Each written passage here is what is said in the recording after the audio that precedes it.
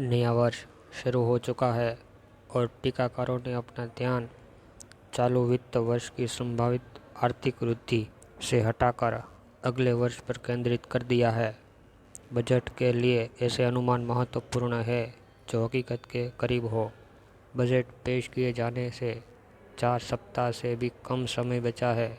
ऐसा खास तौर पर इसलिए कि अतीत में जताए गए पूर्वानुमान, खासतौर पर सरकार के प्रवक्ताओं के अनुमान, हकीकत से बहुत दूर रहे हैं।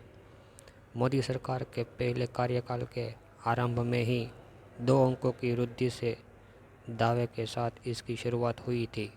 यहाँ तक कि दूसरे कार्यकाल के समय वर्ष 2019-20 में भी तत्कालीन मुख्य आर्थिक सलाहकार ने 7% की वृद्धि का अनुमान जताया था, जबकि वर्ष का समापन 4% का हुआ था।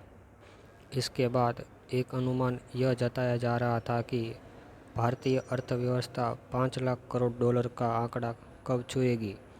उसके लिए पहले वर्ष 2022-23 को लक्ष्य घोषित किया गया, फिर उसे 2024 और 25 में और आखिरी में 2026 और 27 कर दिया गया। यहाँ तक कि कोविड के कारण लगे 2 वर्ष के झटके को ध्यान में रखा जाए तो इस प्रकार लक्ष्य बदलने से इन अनुमानों की गंभीरता पर प्रश्न उठना लाजमी है।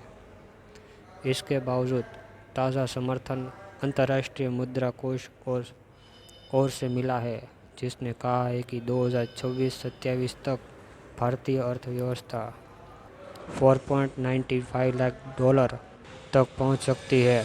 फिलहाल उसका आकार $3.47 लाख करोड़ है। बीच के 4 वर्षों की 42% की वृद्धि को आसान नहीं समझना चाहिए, क्योंकि आंकड़े वर्तमान डॉलर में है और इस दौरान मुद्रास्फीति को भी ध्यान में रखा गया है। 2022 में अमेरिकी मुद्रास्फीति 7% थी और इसके बावजूद अमेरिकी मुद्रा की तुलना में भारत में 11% की गिरावट आई।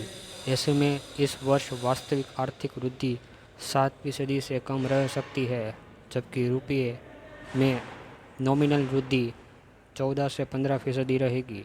वहीं नॉमिनल डॉलर वृद्धि के बारे में अंतर्राष्ट्रीय मुद्रा कोष ने अक्टूबर में 9% का अनुमान जताया था।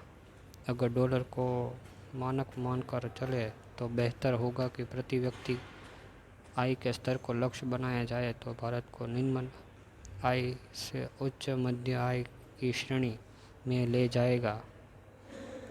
अब बात आती है वर्तमान मुख्य आर्थिक सलाहकार के दशक के बाकी वर्षों के लिए 6.5% की सतत वृद्धि दर के अनुमान की। यह हकीकत है कि करीब और अर्थव्यवस्था पहले ही 1992 से 1993 से 2019-20 तक 28 वर्षों में 6.5% की वृद्धि दर हासिल कर चुकी है। उसके बाद तो महामारी ने दस्तक दे दी थी।